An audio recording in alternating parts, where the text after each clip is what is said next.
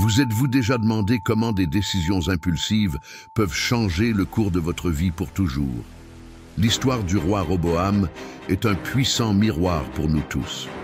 Il a hérité d'un grand héritage, mais sa fierté et son arrogance l'ont amené à prendre des décisions qui ont divisé une nation et qui ont eu des conséquences dévastatrices. Peut-être que vous aussi avez été confronté à des moments où vos choix vous ont éloigné des gens ou des plans que Dieu avait pour vous. Mais voici la bonne nouvelle. L'histoire de Roboam nous montre que, même au milieu des erreurs, il y a toujours un moyen de revenir en arrière et une opportunité de restaurer ce qui a été perdu. Rejoignez-nous dans ce voyage où nous explorerons les défis auxquels il a été confronté et les leçons qui peuvent transformer nos vies aujourd'hui. Parce que, tout comme lui, vous aussi pouvez trouver un nouveau départ. Avant de commencer cette incroyable histoire du roi Roboam, assurez-vous de quelque chose d'important. Vérifiez si vous êtes déjà abonné à la chaîne et activez la cloche pour ne manquer aucun contenu passionnant. Nous souhaitons également avoir votre avis. Commentez ci-dessous, je suis prêt à apprendre de cette histoire et partager vos attentes. Votre participation rend cet espace encore plus spécial. Maintenant, préparez-vous, car cette histoire a beaucoup à nous apprendre. Commençons. La mort de Salomon et l'ascension de Roboam. Le soleil du règne de Salomon, l'homme le plus sage qui ait jamais vécu, s'est enfin couché. Après avoir gouverné Israël pendant 40 ans, Salomon, malgré toute sa grandeur, ferma les yeux pour toujours. C'était la fin d'une époque glorieuse et le début de l'incertitude pour le peuple d'Israël. Dans ce contexte, son fils Roboam, l'héritier légitime, fut proclamé roi. Roboam était jeune, inexpérimenté et portait un poids immense sur ses épaules, l'héritage de son père. Salomon n'était pas seulement connu pour sa sagesse, mais aussi pour la magnificence de ses œuvres, comme le temple de Jérusalem et ses palais. Tout Israël regardait Roboam, se demandant s'il pouvait se mesurer au grand Salomon. À cette époque, le royaume semblait uni, mais au fond, des tensions bouillonnaient sous la surface. Au cours des dernières années du règne de Salomon, le peuple commençait à ressentir le poids des impôts et des charges de travail imposées pour entretenir les grands bâtiments du roi. Il y avait un mécontentement, surtout parmi les tribus du Nord, qui se sentaient oubliées et surchargées. Lorsque Roboam fut oint roi, les premiers signes de ces tensions apparurent immédiatement. Jéroboam, homme influent et chef du Nord qui avait été exilé par Salomon, revint d'Égypte. Jéroboam n'est pas revenu seul, il était accompagné d'une délégation de représentants du peuple. Ils avaient une demande claire. « Votre père nous a imposé un joug lourd. Allégez nos fardeaux et nous serons vos serviteurs. » Imaginez ce moment, un jeune roi nouvellement couronné, face à une foule de dirigeants parlant au nom d'un peuple fatigué et frustré. Roboam avait devant lui une opportunité cruciale. Il pouvait commencer son règne avec sagesse, en gagnant le cœur de son peuple, ou bien il pouvait échouer et semer les graines de la discorde. Le jeune roi, se sentant peut-être sous la pression de prendre une décision importante, demanda du temps. Il a demandé aux dirigeants de revenir dans 3 jours pour entendre sa réponse. Ce délai lui donnerait le temps de demander conseil, ce qui semblait être un geste prudent, du moins en apparence. Ainsi commença l'histoire du règne de Roboam, avec une décision qui allait non seulement définir son leadership, mais aussi le destin de toute une nation. Écouteriez-vous les voix de l'expérience ou celles de l'arrogance? Choisiriez-vous la compassion ou la fierté? Les jours à venir allaient révéler le cœur du nouveau roi, et avec lui le destin d'Israël. La tension était palpable, et l'avenir d'un royaume uni ne tenait qu'à un fil aussi fragile que les paroles d'un jeune roi. La demande du peuple et les conseils des anciens. Le jour est arrivé. Comme promis, Roboam reçut de nouveau les dirigeants d'Israël menés par Jéroboam. La délégation, composée d'hommes de toutes tribus, apportait avec elle le cri d'un peuple qui avait enduré des années de lourds fardeaux sous le règne de Salomon. Bien que l'époque de Salomon ait été glorieuse à bien des égards, sa grandeur s'était bâtie sur un travail acharné et des impôts écrasants qui affectaient profondément les familles israélites, en particulier les tribus du Nord. D'un ton respectueux mais ferme, Jéroboam parla au nom de tous. « Votre père nous a imposé un joug très lourd. Nous avons travaillé dur, jour et nuit, pour construire leurs palais, temples et villes. Nous portons des fardeaux depuis des générations qui ont épuisé nos familles. Maintenant, nous te demandons, ô roi, d'alléger notre joug. Si vous le faites, nous vous servirons fidèlement tous nos jours. » Ces paroles résonnaient dans la salle du trône, où Roboam était assis, entouré de ses conseillers et de la cour royale. La demande était claire, le peuple ne voulait pas se rebeller. Ils voulaient continuer sous sa direction, mais ils avaient besoin d'un dirigeant compatissant, quelqu'un qui comprenne leurs besoins. C'était une occasion en or pour Roboam de montrer qu'il serait un roi sage, juste et proche de son peuple. Cependant, l'incertitude remplissait l'air. Roboam, sachant que la décision était cruciale, décida de demander conseil. Il appela d'abord les anciens, ceux qui avaient servi de conseillers à son père Salomon. Ces hommes étaient expérimentés, connaissaient l'histoire du royaume et comprenaient la dynamique entre les tribus. Ils avaient vu comment Salomon gouvernait avec sagesse, mais ils savaient aussi que son ambition avait lassé le peuple. Avec une attitude humble, Roboam leur demanda « Que me conseillez-vous de faire pour répondre à cette ville? Faut-il alléger sa charge ?» Les aînés, d'un ton réfléchi et calme, offraient leurs conseils. L'un d'eux, d'une voix lente mais ferme, dit « Roi Roboam, si tu fais preuve de bonté envers ces gens aujourd'hui, si tu les écoutes et leur réponds avec bonté, ils seront tes serviteurs pour toujours. Un dirigeant qui gouverne avec compassion gagne le cœur de son peuple. Allégez leur fardeau et ils vous suivront fidèlement. » Ces mots semblaient sensés. Les anciens savaient que le royaume était au bord d'une crise et qu'un acte de bonté pourrait unir à nouveau les tribus sous une direction ferme mais miséricordieuse. Ils avaient appris, au fil de leurs années, qu'un roi qui sert son peuple devient un leader respecté et aimé. Cependant, Roboam, plein de doutes et peut-être d'orgueil juvénile, ne se conforma pas au conseil des anciens. Il décide de chercher une autre perspective et consulte les jeunes qui ont grandi avec lui, ses amis proches, qui partagent son âge et son inexpérience. Ce serait la prochaine étape d'une histoire qui marquerait le destin du royaume d'Israël. Les paroles des anciens résonnèrent dans le cœur de Roboam, mais sa réaction n'était pas encore définie. Allait-il écouter la voix de l'expérience ou succomber à l'insouciance de la jeunesse? La réponse était proche, et ses conséquences changeraient à jamais l'histoire d'Israël. Les conseils des jeunes et la réponse arrogante. Roboam, après avoir écouté les conseils des anciens, ne parut pas convaincu. Peut-être considérait-il ces paroles trop douces, ou peut-être que sa fierté l'avait amené à penser qu'en tant que nouveau roi, il devait imposer le respect et faire preuve de force.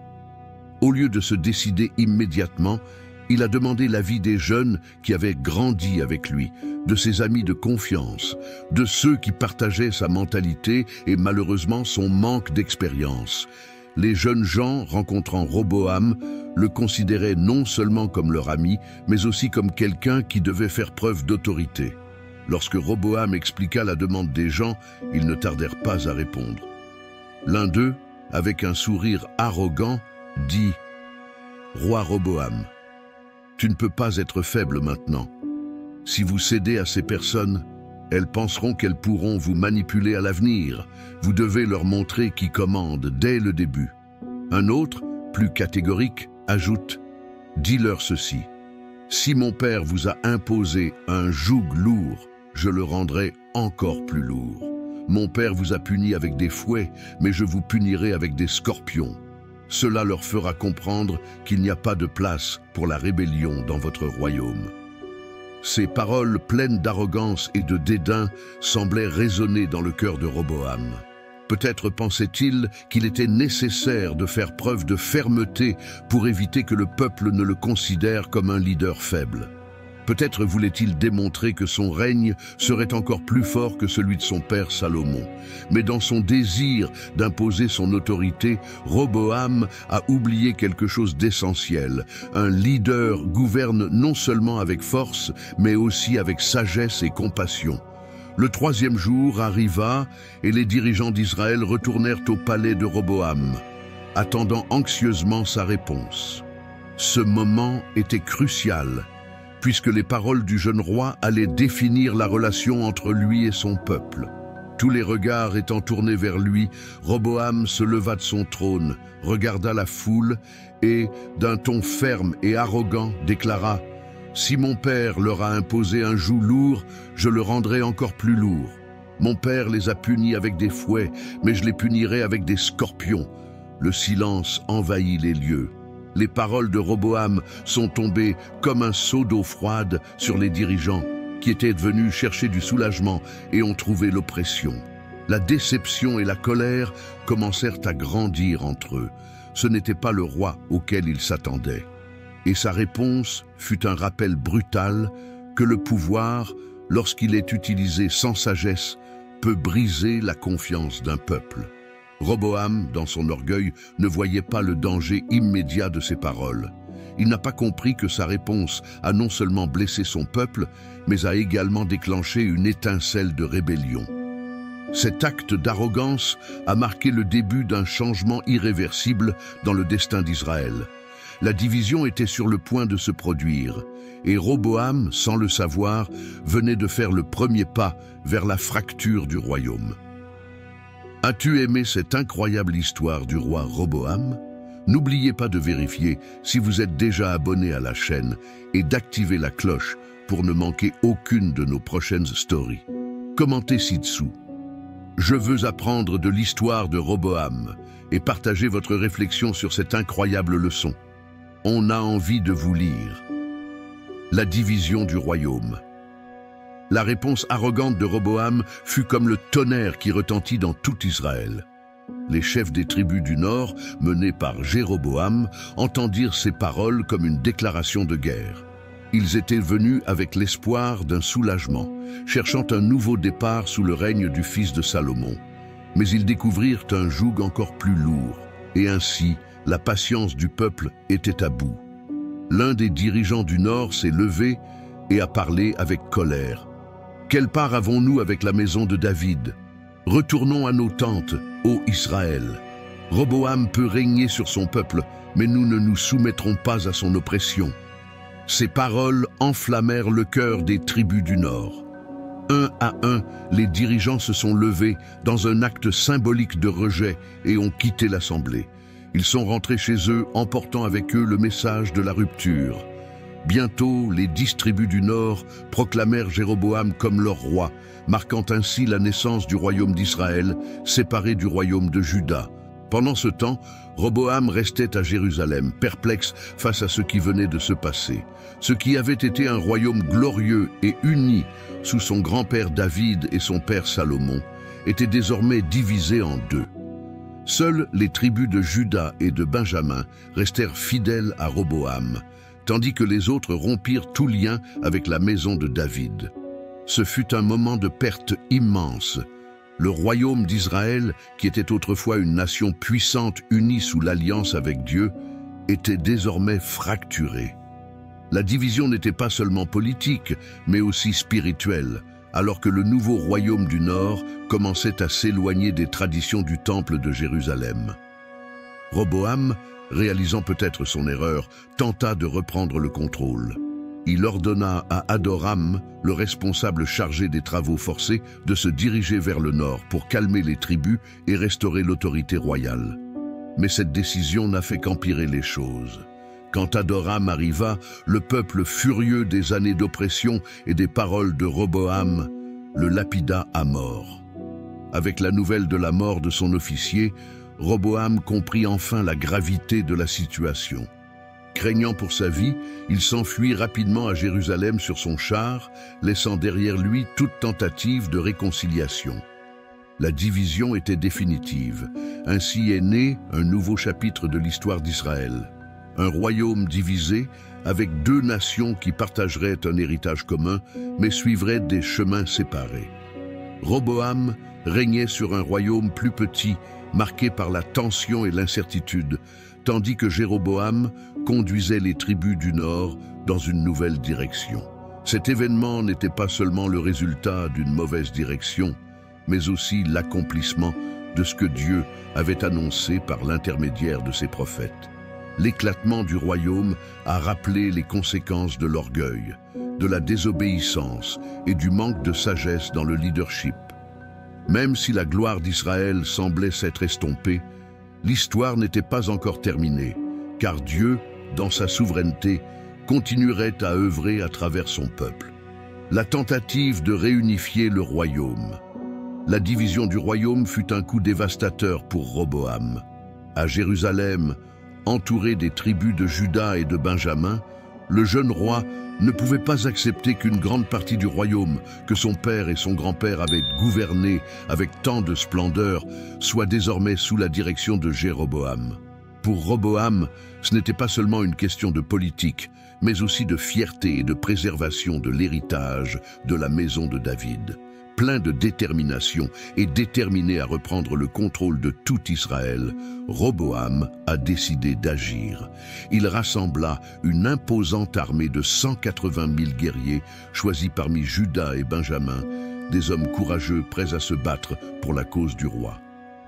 Les rues de Jérusalem étaient remplies de soldats armés et le bruit des préparatifs de guerre résonnait dans toute la région. Roboam était prêt à marcher vers le nord et à affronter Jéroboam dans l'espoir de réunifier le royaume par la force. Cependant, alors que les tambours de guerre battaient et que les troupes faisaient la queue pour partir, quelque chose d'inattendu s'est produit. Un homme nommé Shemaïa, un prophète de Dieu, comparut devant Roboam et sa cour. D'une voix claire et ferme, il transmet un message qui va changer le cours des événements. Ainsi parle le Seigneur, ne montez pas combattre vos frères, les enfants d'Israël, ramenez chacun chez vous, car cela est arrivé par ma volonté. Ces paroles tombèrent comme un seau d'eau froide sur Roboam et son armée. Le message était clair, la division du royaume n'était ni un accident, ni une simple rébellion. Cela faisait partie du plan de Dieu, un jugement sur la maison de David à cause des erreurs et des péchés commis pendant le règne de Salomon. Roboam, bien que plein d'orgueil et désireux de récupérer le royaume, comprit que défier la volonté de Dieu serait une grave erreur. Dans un acte d'obéissance inhabituel pour un roi qui s'était montré impulsif et arrogant, Roboam ordonna à ses troupes de se retirer. Les soldats, bien que préparés au combat, ont démantelé leurs rangs et sont rentrés chez eux. Il n'y aurait pas de guerre civile ce jour-là. Roboam s'est rendu compte que le conflit n'était pas le moyen de résoudre la division. Même si la défaite ne s'est pas produite par l'épée, la réalité du royaume divisé était désormais plus évidente que jamais. Cette tentative ratée de réunifier le royaume marqua un tournant dans le règne de Roboam. Bien qu'il n'ait pas réussi à reprendre le contrôle des tribus du Nord, cette décision d'obéir à Dieu montrait un éclair d'humilité et de reconnaissance de la souveraineté divine. Cependant, les difficultés de Roboam ne s'arrêtent pas là. Son règne se poursuivrait plein d'épreuves, de décisions difficiles et de leçons qui marqueraient le destin de Juda et du peuple de Dieu. La division du royaume, bien que douloureuse, était une démonstration de la puissance de Dieu pour diriger l'histoire, même à travers les erreurs humaines. Roboam devait maintenant se concentrer sur le renforcement de son royaume, faire face aux conséquences de ses décisions et chercher à guider son peuple sur un chemin qui, bien qu'incertain, était toujours sous la garde du Seigneur. Le règne initial à Jérusalem. Après avoir obéi à la voix du prophète Shemaïa et démobilisé son armée, Roboam retourna à Jérusalem. Bien qu'il n'ait pas réussi à récupérer les tribus du Nord, il comprit que sa responsabilité était désormais de renforcer son royaume restant, Juda, accompagné de la petite tribu de Benjamin. Depuis Jérusalem, la ville que son père Salomon avait embellie et consacrée comme centre spirituel d'Israël, Roboam commença à consolider son règne. Jérusalem était plus qu'une capitale. C'était le cœur spirituel du peuple de Dieu, la maison du temple construit pour le Seigneur, où se trouvait l'arche de l'Alliance. Roboam comprit que son royaume, bien que réduit, devait être protégé contre toute menace extérieure ou intérieure. Il décide alors d'entreprendre un projet ambitieux pour renforcer les défenses de son territoire. Le jeune roi ordonna la construction et le renforcement de villes fortifiées dans tout le royaume de Juda. Des villes comme Beth-sur, Adullam et Hébron ont été transformées en bastions militaires stratégiques, dotés de murs épais, de tours de guet et d'arsenaux remplis d'armes. Roboam n'a épargné aucun effort pour s'assurer que son royaume soit prêt à toute attaque, d'autant plus qu'il savait que Jéroboam, son rival du Nord, n'était pas seulement une menace politique, mais aussi militaire. En plus des fortifications, Roboam organisa des garnisons dans chacune de ces villes et assura un approvisionnement constant en nourriture, en huile et en vin, afin que les villes puissent résister à un siège prolongé si nécessaire. Il distribua également des boucliers et des lances aux soldats, renforçant ainsi son armée avec des hommes entraînés et prêts à défendre le royaume. Pendant ce temps, Jérusalem restait l'épicentre de son règne. Roboam s'installa solidement dans le palais que son père avait fait construire, entouré de ses conseillers et courtisans. Même si les blessures causées par la division du royaume étaient encore fraîches, Roboam parvint à une certaine stabilité au cours de cette première période de son règne. Juda devenait militairement plus fort et commençait à s'adapter à sa nouvelle réalité en tant que royaume séparé. Mais la sécurité militaire ne suffit pas. Roboam a également tenté de maintenir le lien spirituel de son royaume avec le Seigneur. Le temple restait le lieu de culte le plus important et les sacrifices et les fêtes se poursuivaient selon les traditions établies par Dieu à travers Moïse. Bien que Roboam ait été confronté à de grands défis, il semblait qu'au moins pendant cette étape, il s'efforçait de maintenir l'ordre et l'unité en Juda. Malgré ces efforts, les ombres de leurs erreurs passées et des tensions avec le royaume du Nord continuaient de planer. La paix et la stabilité apparente dont Roboam jouissait dans les premières années de son règne à Jérusalem n'étaient qu'un prélude à de plus grands défis qui allaient bientôt mettre à l'épreuve son leadership et sa fidélité à Dieu. La question qui restait était de savoir si Roboam pourrait maintenir cette stabilité ou si sa fierté et ses décisions passées le conduiraient à affronter encore plus de difficultés. Cette histoire vous a-t-elle marqué? Ne la gardez pas pour vous tout seul. Partagez cette vidéo avec vos amis et votre famille, car quelqu'un d'autre a besoin d'entendre ce message. Vous pouvez être le pont permettant à davantage de personnes d'apprendre et de s'inspirer de ces leçons. Ensemble, nous pouvons aller plus loin. Partagez-le maintenant et faites partie de cette mission. L'abandon de la loi de Dieu. Au cours des premières années de son règne, Roboam semblait concentré sur le renforcement de Juda et le maintien d'un certain degré d'ordre. Cependant, à mesure que le temps passait, son cœur commença à s'égarer.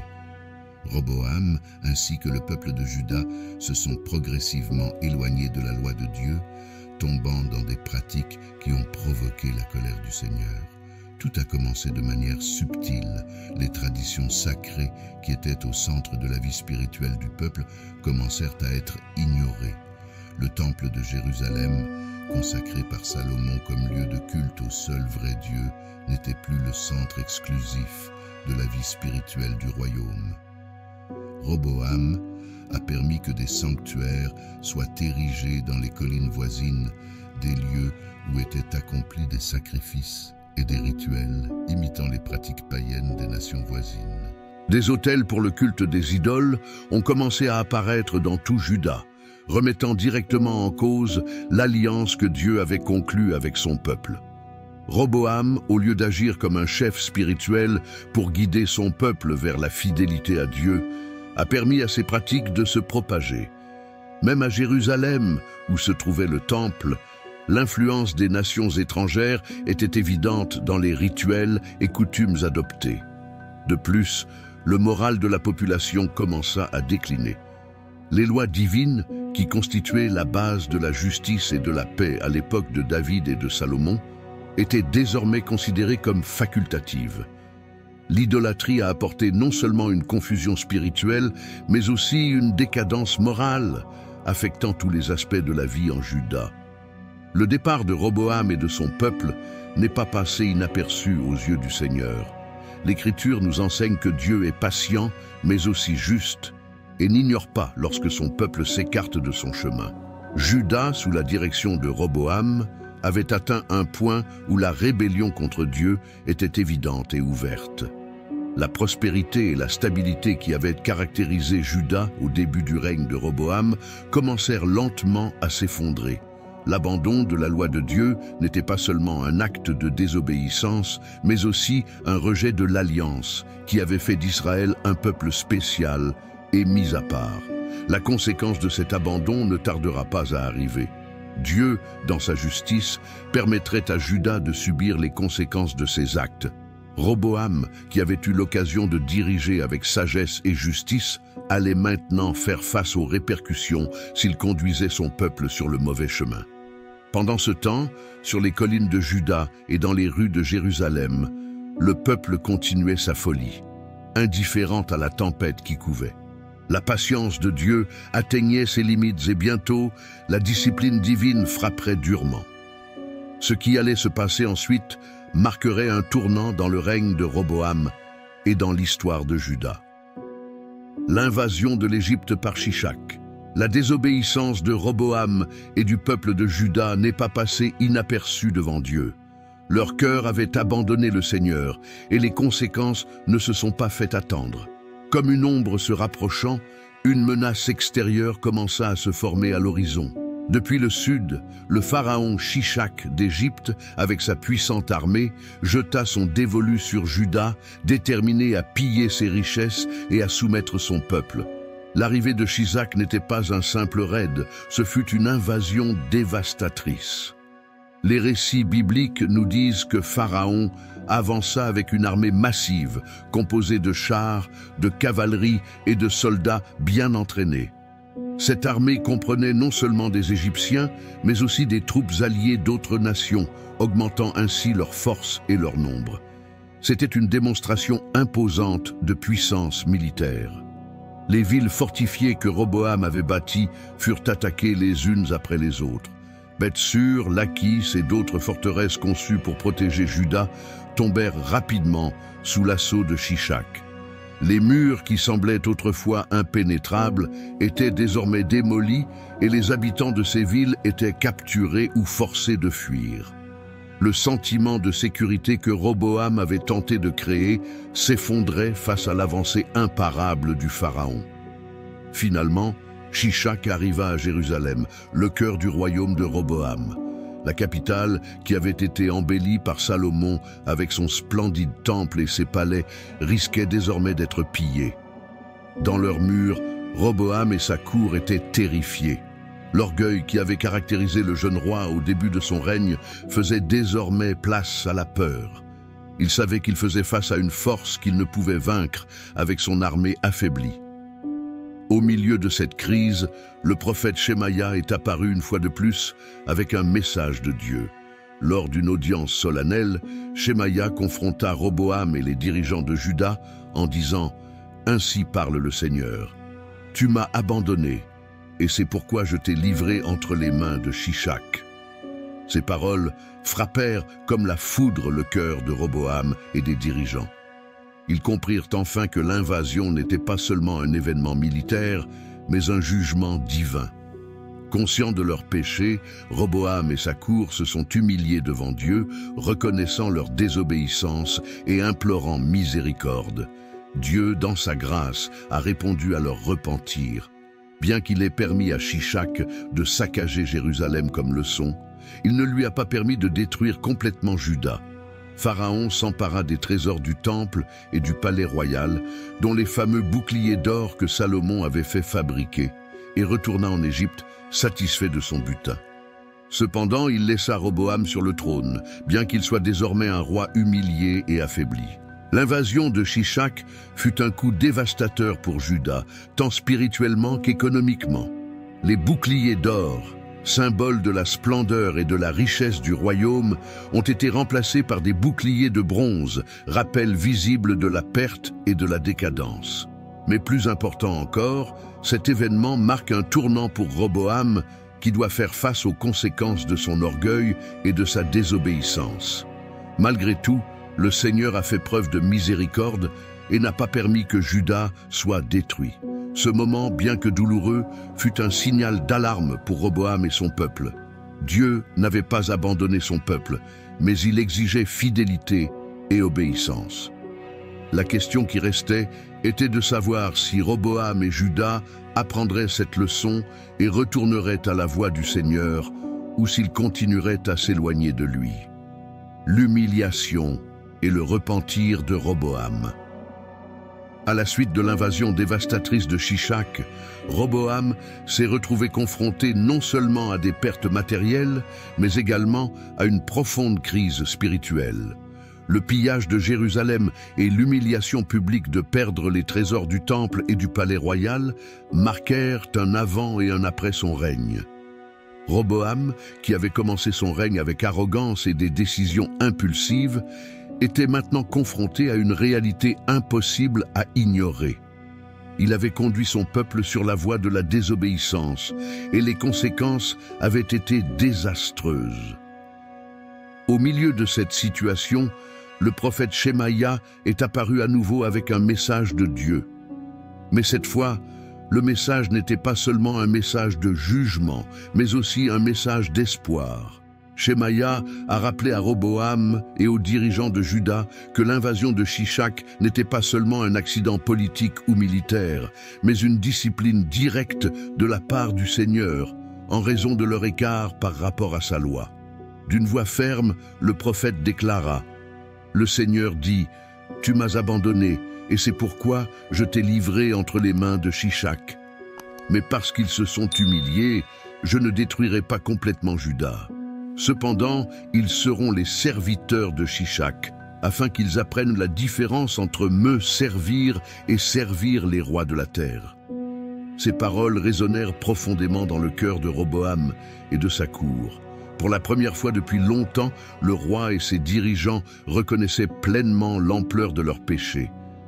Ils se sont humiliés devant le Seigneur, confessant leur désobéissance et leur arrogance. Roboam, qui avait auparavant affiché une attitude d'orgueil et d'autosuffisance, se prosterna maintenant dans un repentir sincère, sachant que seule la miséricorde de Dieu pourrait restaurer son royaume. Le peuple de Juda suivit également l'exemple de son roi. Partout à Jérusalem, un esprit de repentance pouvait être ressenti. Les collines, qui étaient auparavant remplies d'autels dédiés aux idoles et aux pratiques païennes, ont commencé à être défrichées. Le peuple retourna au temple, se souvenant que son Dieu était un Dieu d'alliance, prêt à pardonner si son peuple se tournait vers lui avec un cœur sincère.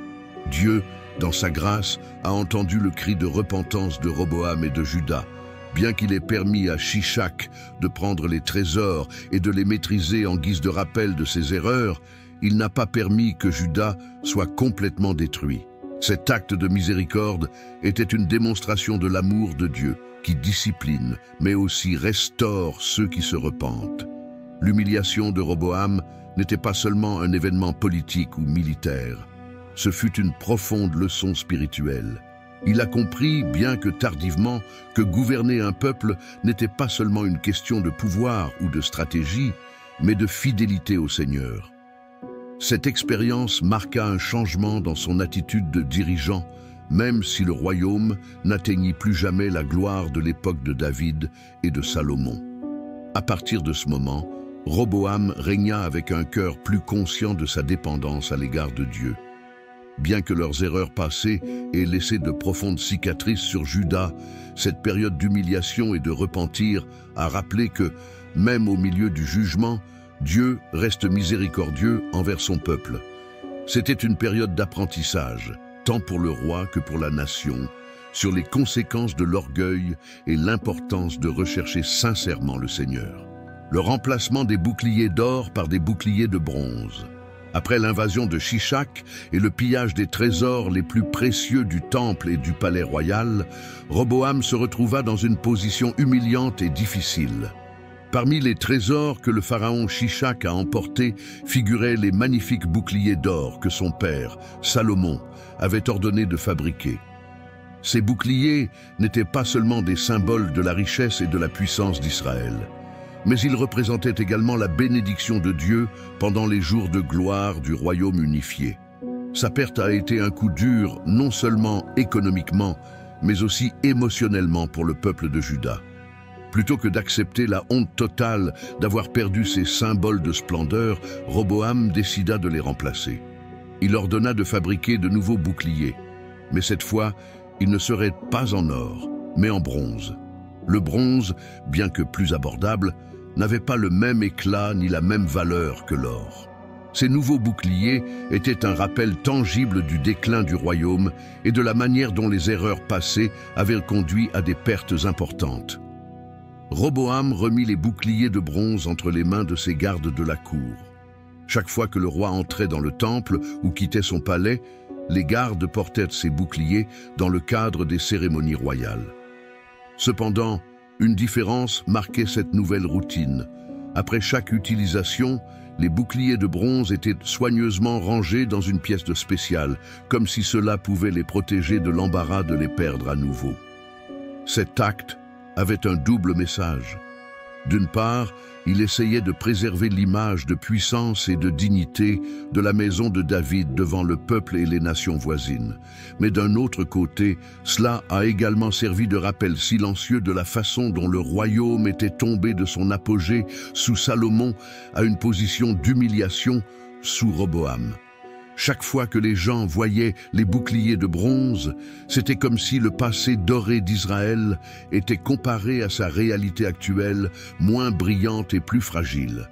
Pour Roboam, les boucliers de bronze représentaient plus qu'un remplacement physique.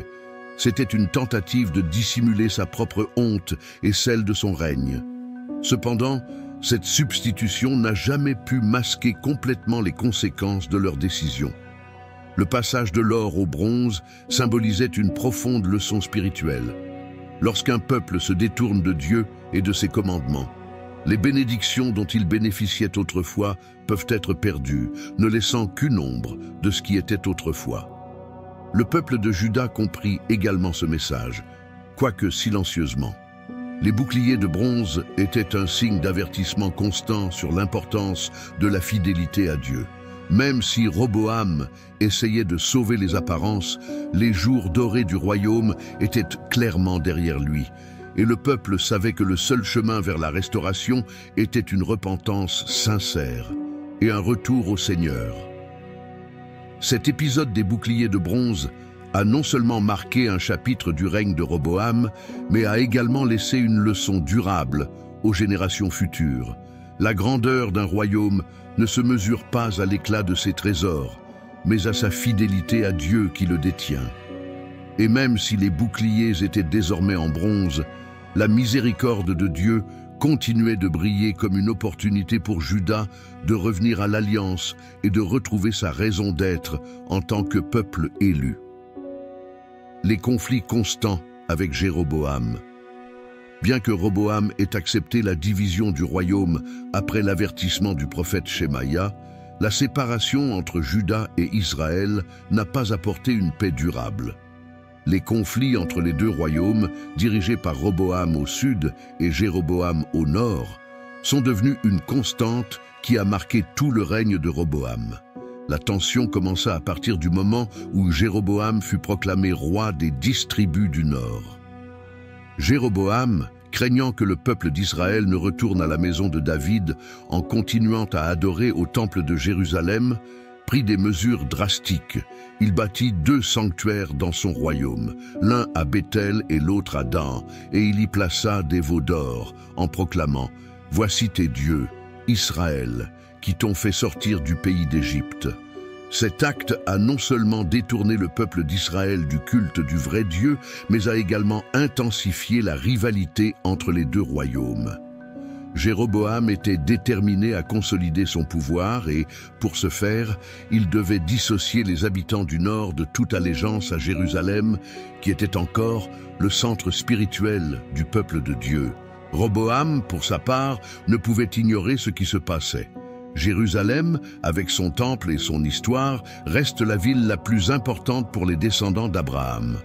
Roboam savait que l'idolâtrie promue par Jéroboam n'était pas seulement un affront contre Dieu, mais aussi une menace directe pour l'influence de Juda sur le peuple d'Israël. Ces tensions idéologiques et spirituelles ont alimenté une série d'affrontements politiques et militaires entre les deux royaumes. Bien que la Bible ne détaille pas chaque bataille, nous savons qu'il y avait des frictions et des guerres constantes entre Roboam et Jéroboam. Ces combats ont non seulement causé des souffrances entre les deux nations, mais les ont également affaiblis face aux ennemis extérieurs.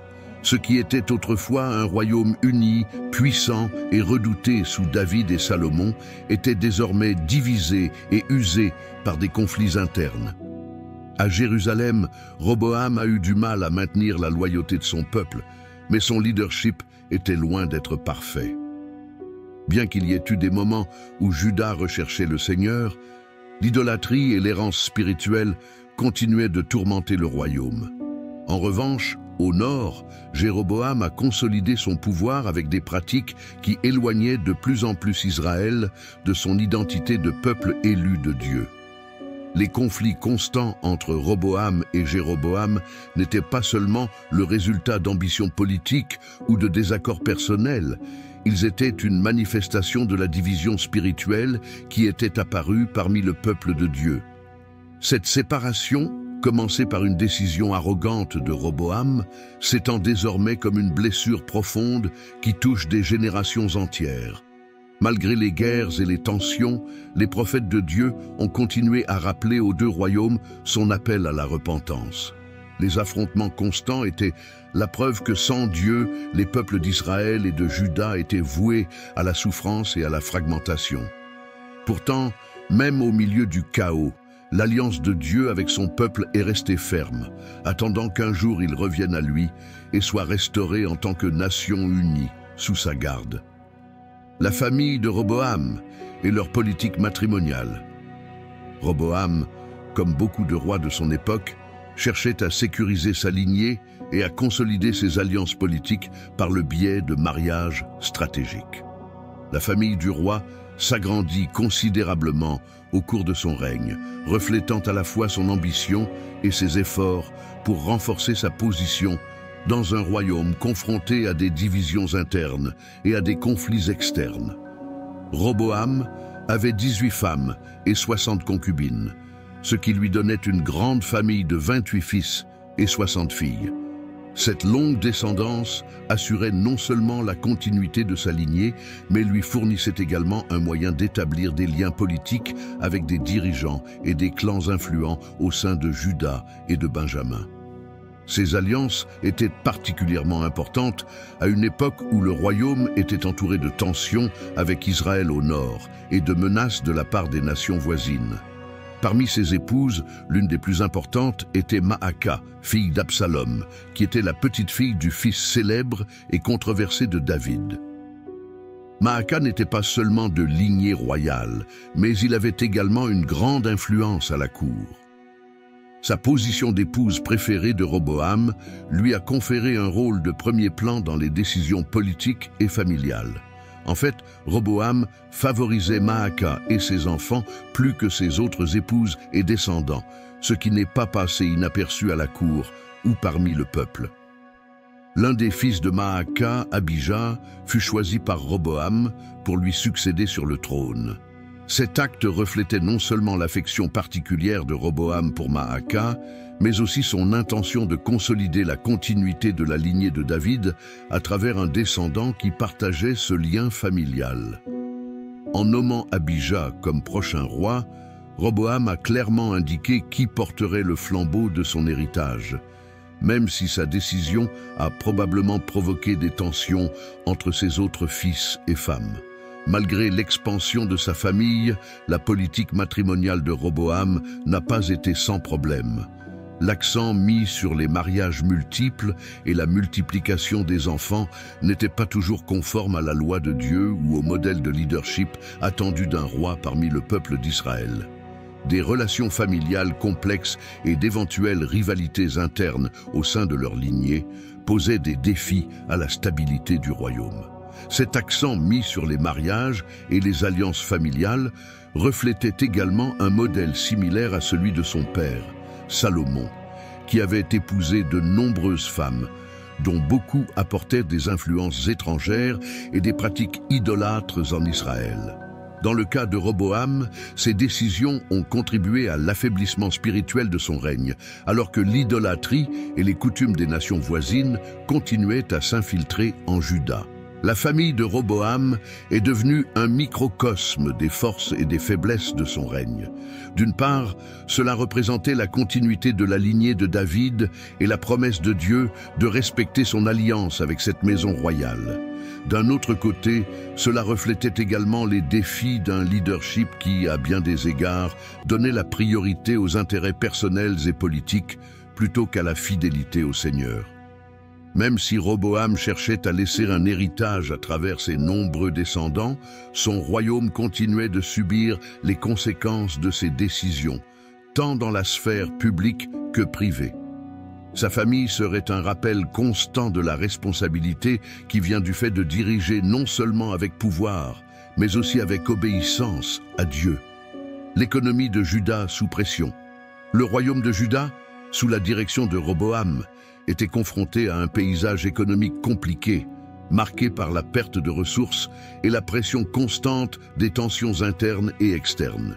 Bien que Roboam ait tenté de renforcer les défenses de son royaume et de maintenir un semblant de stabilité, les défis économiques ont rapidement commencé à devenir évidents. L'un des plus grands coups portés à l'économie de Juda s'est produit lors de l'invasion du pharaon Shishak. Le sac de Jérusalem a non seulement entraîné la perte de trésors inestimables, tels que les boucliers d'or de Salomon, mais également une diminution significative des richesses accumulées dans le temple et le palais royal. Ces actifs n'étaient pas seulement des symboles de la gloire passée, mais servaient également de réserve stratégique pour soutenir l'économie du royaume. Sans eux, Juda restait vulnérable aux crises futures. De plus, le tribut que Roboam dut payer à Shishak pour éviter une destruction complète a aggravé la situation économique.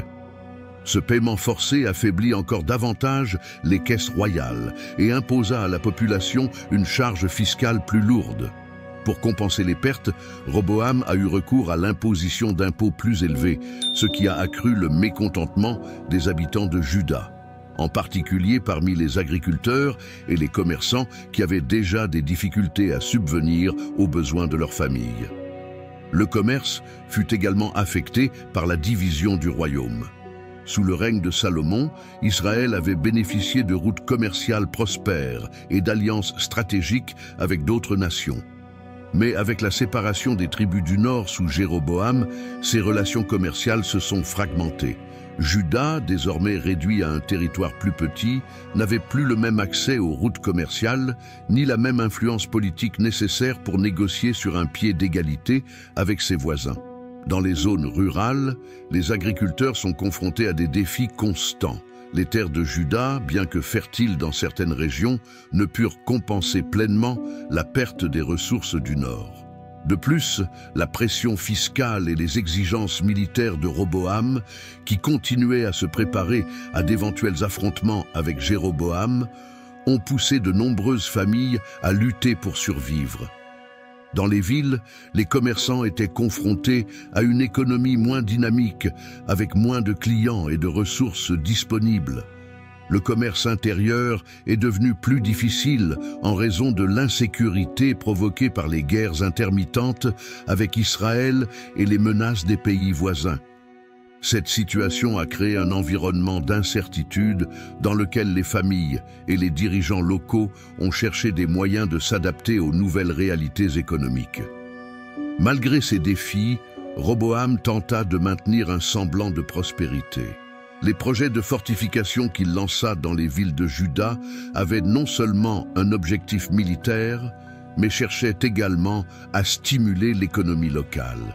Les constructions nécessitaient de la main-d'œuvre, des matériaux et de l'organisation, ce qui assurait un emploi temporaire aux habitants du royaume. Cependant, ces efforts n'ont pas suffi à compenser les lourdes pertes subies par Juda. Les difficultés économiques ont également affecté les relations de Roboam avec son peuple. Des impôts élevés et des difficultés financières ont généré du mécontentement et de la méfiance à l'égard de ses dirigeants. Bien que le roi ait cherché des moyens de stabiliser la situation, les conséquences de ses décisions initiales, associées au conflit constant avec Jéroboam et à l'invasion de Shishak, ont créé un cycle de défis économiques qui ont marqué tout son règne. L'histoire économique de Juda sous Roboam nous rappelle à quel point les décisions politiques et spirituelles peuvent avoir un impact direct sur le bien-être matériel d'un peuple. La désobéissance à Dieu a non seulement entraîné des conséquences spirituelles, mais a également affecté la stabilité et la prospérité de la nation. Cependant, même au milieu de ces difficultés, la fidélité de Dieu reste une opportunité pour les gens de revenir à lui et de rechercher sa direction dans tous les domaines de la vie. L'héritage spirituel de Roboam. Le règne de Roboam a laissé un héritage qui fut à la fois un avertissement et une leçon pour les générations futures. Bien qu'il ait commencé son mandat avec une position prometteuse d'héritier de la maison de David et du trône de Jérusalem, son chemin a été marqué par des décisions qui l'ont éloigné des voies de Dieu, conduisant son peuple dans une ère de division, de conflit et de déclin spirituel. Dès le début de son règne, Roboam a montré une tendance à rechercher sa propre sagesse plutôt que de compter sur la direction de Dieu. Son rejet des conseils des anciens et son arrogance à imposer un joug plus lourd au peuple furent les premiers signes d'un leadership centré sur la fierté et le pouvoir. Ces décisions conduisirent directement à la division du royaume, un événement qui fractura la nation élue et marqua le début d'une période turbulente dans l'histoire d'Israël et de Juda. Spirituellement, la plus grande erreur de Roboam fut d'autoriser l'idolâtrie en Juda. Bien qu'il ait hérité du temple de Jérusalem comme centre de culte du seul vrai Dieu, Roboam n'a pas protégé sa sainteté, ni guidé le peuple vers une relation plus profonde avec le Seigneur. Au lieu de cela, il a permis que des autels soient érigés sur les collines, où les gens sacrifiaient à de faux dieux et imitaient les pratiques païennes des nations voisines. Cet écart par rapport à la loi divine a fait tomber Juda dans un cycle de désobéissance et de péché, attirant le jugement divin. Cependant, l'héritage de Roboam n'était pas entièrement négatif. Dans les moments les plus sombres de son règne, il y eut des éclairs de repentir et d'humilité. Lorsque le pharaon Shishak envahit Juda et pilla Jérusalem, Roboam et les dirigeants de son peuple s'humilièrent devant Dieu, reconnaissant que leur désobéissance avait entraîné ses conséquences. Cet acte de repentance a conduit Dieu à faire preuve de miséricorde, permettant à Juda de ne pas être complètement détruit. Cet événement a rappelé que, même au milieu des erreurs les plus graves, Dieu est prêt à pardonner à ceux qui se tournent vers lui avec un cœur sincère. Le symbolisme des boucliers de bronze qui ont remplacé ceux d'or est une image puissante de l'héritage de Roboam. Il représente la perte de la gloire passée et la déchéance résultant de la désobéissance, mais aussi une opportunité de réfléchir et d'apprendre. Les boucliers de bronze étaient un rappel tangible que l'or de la bénédiction de Dieu ne peut être préservé sans fidélité. Bien que Roboam n'ait pas réussi à restaurer l'unité du royaume ni à diriger un renouveau spirituel complet en Juda, sa vie a laissé d'importantes leçons sur l'importance de l'obéissance, de l'humilité et de la dépendance à l'égard de Dieu. Son règne sert d'avertissement sur les dangers de l'orgueil et de l'idolâtrie, mais aussi de témoignage que la repentance peut ouvrir la porte à la miséricorde divine. L'héritage spirituel de Roboam est complexe, un mélange d'échec et d'espoir, de jugement et de miséricorde. Pour les générations futures, son histoire serait un rappel constant que, même si les dirigeants peuvent échouer, l'alliance de Dieu avec son peuple reste ferme, offrant toujours une opportunité de restauration à ceux qui choisissent de chercher sa face. La mort de Roboam et son héritage. Après 17 ans de règne à Jérusalem, arriva la fin des jours de Roboam. Sa vie, marquée par des décisions cruciales et des défis constants, a profondément marqué l'histoire de Juda.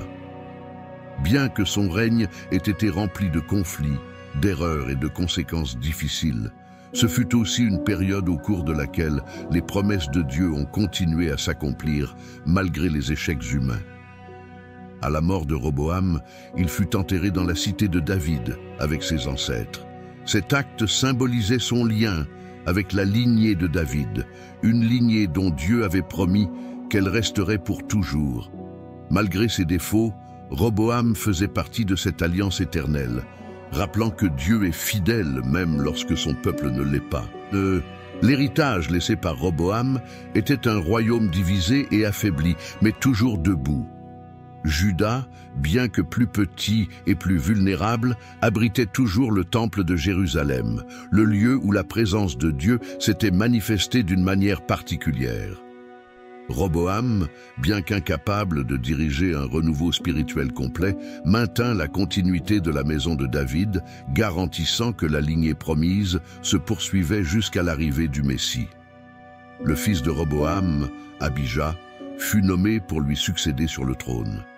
Cette nomination assurait non seulement la continuité de la dynastie de David, mais apportait également l'espoir qu'un nouveau roi pourrait tirer les leçons des erreurs de son père et conduire Juda vers un avenir meilleur. Cependant, les tensions internes, les conflits avec le royaume du Nord et la lutte pour maintenir la fidélité à Dieu resteront des défis persistants. La mort de Roboam a marqué la fin d'une époque pleine de leçons spirituelles. Sa vie reflétait les conséquences de la désobéissance, de l'orgueil et du manque de sagesse en matière de leadership. Cependant, il montra également des éclairs de repentir et de miséricorde divine. Leur histoire, bien que pleine de hauts et de bas, fait partie d'un tableau plus vaste dans lequel Dieu œuvre même à travers les échecs humains pour réaliser son plan rédempteur. Roboam, fils de Salomon et petit-fils de David, était un leader imparfait, mais sa vie offre une leçon intemporelle. Même au milieu des épreuves et des échecs, la fidélité de Dieu demeure.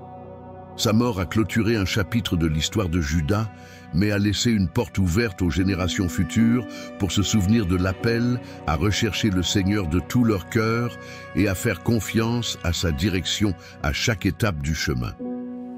L'histoire du roi Roboam nous montre l'impact de nos décisions. Il avait l'occasion de s'unir, mais il a choisi de diviser. Il savait écouter, mais il préférait imposer.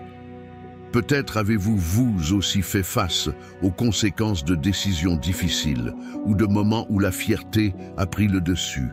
Cela fait mal, surtout quand on ressent le poids de nos choix. Mais tout comme Roboam a trouvé miséricorde en s'humiliant devant Dieu, c'est aussi la solution pour nous. Lorsque nous reconnaissons nos erreurs et nous tournons vers le Seigneur, il nous offre un nouveau départ. La restauration et la vraie sagesse commencent lorsque nous faisons confiance à celui qui ne nous abandonne jamais, même au milieu de nos échecs. Cette histoire vous a-t-elle marqué? Ne la gardez pas pour vous tout seul. Partagez cette vidéo avec vos amis et votre famille, car quelqu'un d'autre a besoin d'entendre ce message. Vous pouvez être le pont permettant à davantage de personnes d'apprendre et de s'inspirer de ces leçons. Ensemble, nous pouvons aller plus loin. Partagez-le maintenant et faites partie de cette mission.